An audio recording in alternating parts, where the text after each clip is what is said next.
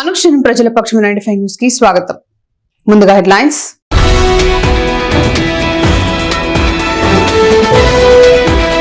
మదనపల్లిలో వెల్లివిరిసిన మత సామరస్యం.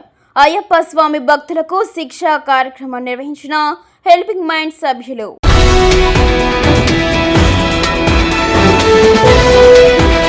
వైభవంగా కోటి దీపోత్సవ కార్యక్రమ నిర్వహణ.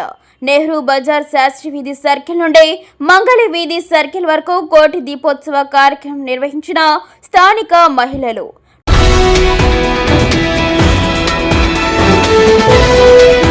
నూట 82 మంది మిడ్స్ ఫైనల్ ఇయర్ విద్యార్థులకు కానిజెంటలో ఉద్యోగాలు. ప్రమాణ స్వీకారానికి డిప్యూటీ సీఎం పవన్ కళ్యాణ్ ఆహ్వానించిన AMC chairman Jangala Sivaram.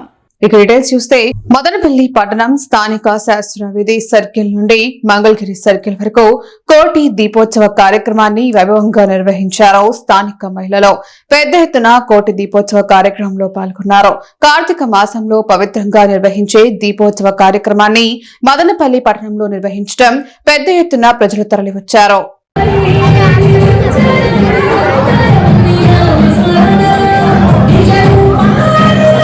Madanapalle AMC పాలక మండలి ప్రమాణ స్వీకారోత్సవానికి విచ్చేసి ఆశీస్సులు అందించాలని Madanapalle AMC chairman Jangala Sivaram Rayal deputy CM Pawan Kalyan ఆహ్వానించారు.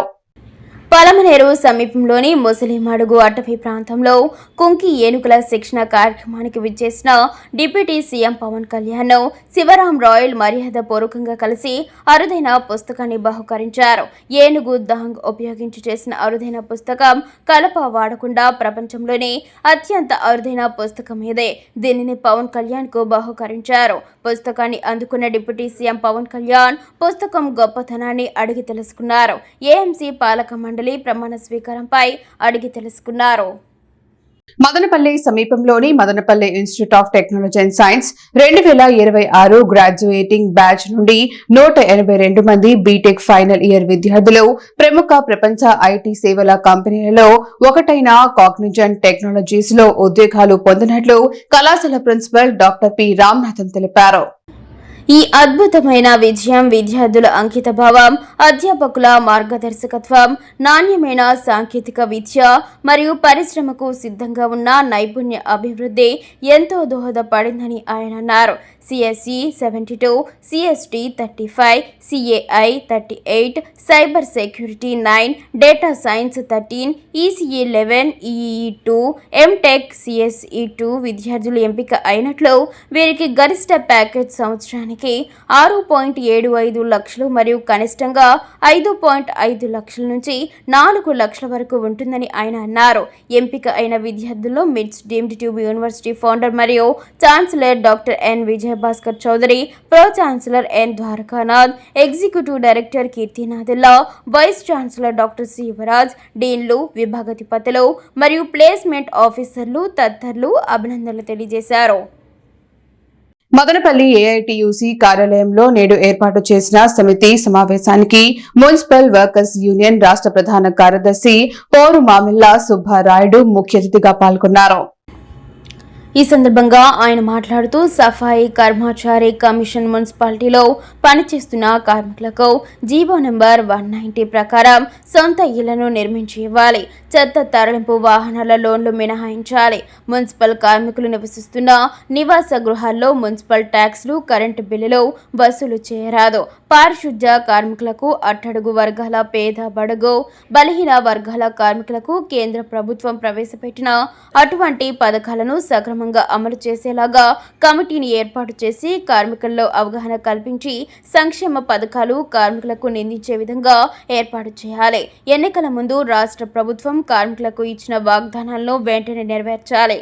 కార్మికులకు 12వ సిఆర్సీని వెంటనే అమలు చేసి పెండింగ్ లో ఉన్న డిఏలను విడుదల చేయాలి. మరియు రిటైర్ అయిన కార్మికులకు రావాల్సిన బెనిఫిట్స్ వారి కుటుంబ సభ్యులకు అందజేయాలి. జిల్లా కన్వీనర్ షేక్ ముబారక్ మాట్లాడుతూ చనిపోయిన కార్మికుల స్థానాల్లో వారి కుటుంబ సభ్యులకు ఉద్యోగం ఇవ్వాలని, స్థానిక మదనపల్లి మున్సిపాలిటీలో కార్మికులు ఎదుర్కొంటున్న సమస్యలను పరిష్కారం చేయాలని, 2019 నుంచి 2025 వరకు డైరీ వేజెస్ కార్మికులు కార్మికులుగా పనిచేసిన వారిని వెంటనే తిరిగి వీధుల్లోకి తీసుకొని ప్రస్తుతం పనిచేస్తున్న కార్మికులపైన పడుతున్నటువంటి భారాన్ని తగ్గించాలని డిమాండ్ చేశారు. స్థానిక మదనపల్లి వెంకప్ప కోటలో కార్మికుల కోసం కేటాయించిన స్థలాన్ని రీసర్వే చేసి అక్కడ ఉన్నటువంటి బండారాలను తీయించి శుభ్రం చేసి ప్రభుత్వమే కార్మికులకు ఇళ్లను నిర్మించి ఇవ్వాలని పీఎఫ్ సమస్యలను ఎదుర్కొంటున్న కార్మికుల కోసం స్థానిక మున్సిపల్ కార్యాలయంలో కౌంటర్లను ఏర్పాటు చేసి సమస్యలు పరిష్కారం చేయాలని డిమాండ్ చేశారు. పీఎఫ్లో డేట్ ఆఫ్ బర్త్లలో నెలకొన్న సమస్యల వల్ల కార్మికులు పీఎఫ్ లోన్లు తీసుకోవడంలో తీవ్రమైన ఇబ్బందులు ఎదుర్కొంటున్నారని, ఈ సమస్యలను పరిష్కారం చేయడంలో అధికార యంత్రాంగం పూర్తిగా నిర్లక్ష్యం వహిస్తుందని ఆరోపించారు. వెంటనే అటు రాష్ట్ర ప్రభుత్వం ఇటు స్థానిక మున్సిపాలిటీలు స్పందించకపోతే భవిష్యత్తు పోరాటాలు తప్పవని హెచ్చరించారు. ఈ కార్యక్రమంలో జిల్లా కార్యవర్గ సభ్యులు దేవేంద్ర, ఏఐటియుసి పట్టణ కార్యదర్శి Tirumalappa, Madanapalle municipal workers union పట్టణ సమితి అధ్యక్ష కార్యదర్శులు చలపతి నాయుడు, ఎస్ మస్తాన్ మరియు యూనియన్ నాయకులు, కమిటీ సభ్యులు జానకి రాధా, చంద్రప్రసాద్ నాయక్, అల్లా బక్షు మరియు కార్మికులు పాల్గొన్నారు. నమస్కారం అండి. అఖిల భారత గో సంరక్షణ మహాసంఘ్ రాష్ట్ర అధ్యక్షులు.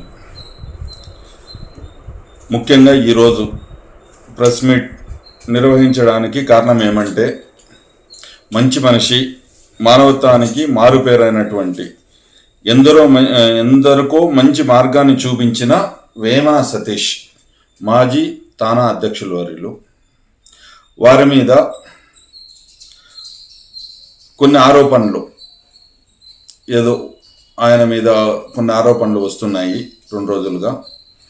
ఆ ఆరోపణలు ఏమాత్రం వాస్తవం కాదని తెలియజేయడం కోసము ఈ ప్రెస్ మీట్ పెట్టడం జరుగుతుంది. తానా సతీష్ గారు చాలా మంచి వ్యక్తి. ఆయన ఎదుగుదలను ఓర్వలేని వాళ్ళు కొందరు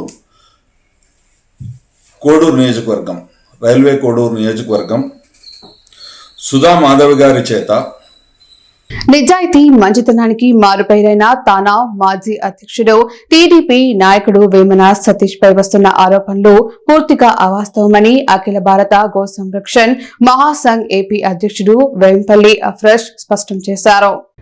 ఆదివారం పట్టణంలోని తన కార్యాలయం నందు ఏర్పాటు చేసిన విలేకరుల సమావేశంలో ఆయన మాట్లాడుతూ తానా అధ్యక్షుడిగా ఆయన విశేష సేవలు అందించారని, అటువంటి వ్యక్తిపై రైల్వే కోడూరుకు చెందిన సుధా మాధవి ఆమె భర్త ఎమ్మెల్యే టికెట్ కోసం 7 కోట్ల రూపాయలు తీసుకున్నట్లు కొన్ని ఛానళ్లలో అసత్య ప్రచారాలు చేస్తున్నారని ఆరోపించారు. గతంలో సుధా మాధవి ఒకసారి వేమన సతీష్ 2 కోట్ల రూపాయలు తీసుకున్నాడని, మరోసారి ఆయనకు సంబంధం లేదని చెప్పిన వీడియోల్లో పాత్రికేయుల ముందు ఉంచారు. సుధా మాధవి వ్యాఖ్యల్లో ఆమెకే స్పష్టత లేదని ఎద్దేవా చేశారు. కేవలం వేమన సతీష్ ప్రతిష్టను దెబ్బతీసేందుకు రాజకీయ ఎదుగుదలను ఓర్వలేకనే ఇలాంటి ఆరోపణలు చేస్తున్నారని విమర్శించారు. సుధా మాధవి ఆరోపణల వెనుక కొంతమంది ప్రోద్బలం ఉందని ఆయన అనుమానం వ్యక్తం చేశారు. సమాజంలో మంచికి మారుపేరుగా నిలిచిన వారిని ఎదుర్కోవాలంటే నేరుగా ఢీకొనాలన్నారు. ఆయన సొంత నిధులతోనే అనేక సేవా కార్యక్రమాలు, తెలుగుదేశం పార్టీ కార్యక్రమాలు నిర్వహించారని, అటువంటి వ్యక్తి ఎమ్మెల్యే టికెట్ కోసం కోట్లు తీసుకున్నారనడం విడ్డూరంగా ఉందన్నారు. ఆయనపైన వచ్చిన ఆరోపణలు తాను పూర్తిగా ఖండిస్తున్నానని, వేమన సతీష్ కు సుధా మాధవి బేషరతుగా క్షమాపణ చెప్పాలని డిమాండ్ చేశారు. ఇప్పటికైనా ఆయనపై ఇలాంటి అసత్య ఆరోపణలు చేయడం మానుకోవాలని హితవు పలికారు. కార్మికులు ఇవాళ చాలా మున్సిపాలిటీలలో ఆడిట్ అబ్జెక్షన్లు చెప్తున్నాయని చెప్పేసి పనులలో నిలుపుదల చేశారు. పర్యవసానంగా ఇవాళ ఉన్నటువంటి అతి తక్కువ మంది కార్మికులతో ఇవాళ పనిభారం అనేటువంటి విపరీతంగా పడడంతో కార్మికులు అనారోగ్యాల పాలవుతా ఉన్నటువంటి పరిస్థితి. రిటైర్డ్ అయినటువంటి కార్మికుల స్థానంలో, చనిపోయిన కార్మికుల స్థానంలో రిక్రూట్మెంట్లు లేవు. పైపొచ్చి డైలీ వేజ్ కార్మికుల దగ్గర పనులలో నిలిపేసినటువంటి పరిస్థితి ఇవాళ కొనసాగుతూ ఉంది. స్కూల్ స్వీపర్లకు సంబంధించి జీవో నెంబర్ 162 ప్రకారం 16,000 వేతనాలు ఇవ్వాల్సి ఉంటాయి. దాని మీద కూడా ఇంప్లిమెంటేషన్ చేస్తామని చెప్పినటువంటి సిడిఎంఏ గారు దీనికి సంబంధించి ఇంతవరకు కూడా ఎక్కడ కిందికి దాని ఇంప్లిమెంటేషన్కి రానటువంటి పరిస్థితి. ఇళ్ల స్థలాలకు సంబంధించి కూడా అర్జీలు ఇచ్చాం. దానికి సంబంధించినటువంటి దాని మీద కూడా చర్చ జరిపి ఆల్రెడీ సిడిఎంఏ గారు విశాఖలో ఇప్పించినటువంటి పరిస్థితి ఉంది అని చెప్పి ఆ మేరకు సర్క్యులర్ను కింది పంపండి అని చెప్పాము, పంపుతామని చెప్పినటువంటి పరిస్థితి. కానీ ఇంతవరకు దాని మీద కూడా ఎక్కడ కూడా చర్యలు జరుగుతున్నటువంటి దాఖలాలు కనపడడం లేదు. అలాగే దీంతోపాటు రెగ్యులర్ కార్మికులకు సంబంధించినటువంటి మున్సిపల్కు ప్రత్యేకించి మున్సిపల్కి సంబంధించి రాష్ట్ర ప్రభుత్వం పర్మనెంట్ కార్మికులకు ఉద్యోగులకు సంబంధించినటువంటి చాలా అంశాలలో దాదాపు 1000 కోట్లు పెండింగ్లో ఉన్నాయి. డిఎల్ రూపంలో సరెండర్ రెగ్యులర్ ఎన్కాష్మెంట్ వాటికి విడుదలలో కావచ్చు, లేకపోతే ఇంక్రిమెంట్లకు సంబంధించి కానీ, గ్రాట్యుటీ చెల్లింపులు కానీ, వీటన్నిటి అంశాల మీద కూడా ప్రభుత్వం మీనమేషాలు లెక్క వేస్తూ ఉన్నటువంటి పరిస్థితి. విడుదలలో పైపచ్చి డబ్బులు లేవు, త్యాగాలు చేయండి అని చెప్పేసి ఒక పక్క మంత్రి లోకేష్ గారు చెప్పడం, 12వ పిఆర్సీ ప్రకటనకు సంబంధించినటువంటి దానికన్నా ముందే మధ్యంతర వృత్తిని విడుదల చేయడం డిసెంబర్కు కాలం చెల్లుతుంది అని చెప్పేసి ఒకవైపు దీని మీద కూడా సమ్మె నోటీస్ ఇచ్చాం. ఆ మేరకు రాష్ట్ర వ్యాప్తంగా కూడా ఆందోళన కార్యక్రమాలు చేపట్టాం.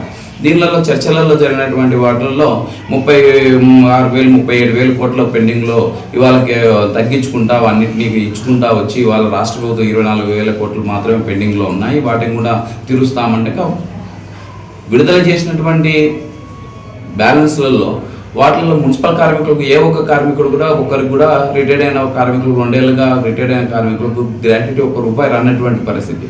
అరణ్యలకు సంబంధించి ఒకరికి కూడా ₹1 రానటువంటి ప్రాణాపాయ స్థితిలో ఉన్న వారికి రక్తదాన సేవలు, ఆకలితో ఉన్న వారి కోసం మదనపల్లి గుర్రంకొండ ప్రాంతంలో ఫుడ్ బ్యాంక్ సేవలు, అమ్మాయిల కోసం శానిటరీ ప్యాడ్ బ్యాంక్ సేవలు, క్యాన్సర్ బాధితులకు హెయిర్ డొనేషన్, ఆఖరి చూపు కోసం ఉచిత బాడీ ఫ్రీజర్ బాక్స్ వంటి సేవా కార్యక్రమాలతో పలువురికి ఆదర్శంగా సేవలు అందిస్తున్న హెల్పింగ్ మైండ్స్ గత 11 ఏళ్ల కాలం నుండి హిందూ, ముస్లిం, క్రిస్టియన్ సోదరుల మత సామరస్యంతో సోదర భావాన్ని పెంపొందిస్తూ పవిత్ర అయ్యప్ప స్వామి మాల ధరించిన అయ్యప్ప స్వామి భక్తులకు భిక్షా కార్యక్రమం నిర్వహిస్తున్నారు. ఆదివారం జ్ఞానోదయ హై స్కూల్ నందు అయ్యప్ప స్వామి భక్తులకు హెల్పింగ్ మైండ్స్ ఆధ్వర్యంలో భిక్షా కార్యక్రమం నిర్వహించారు.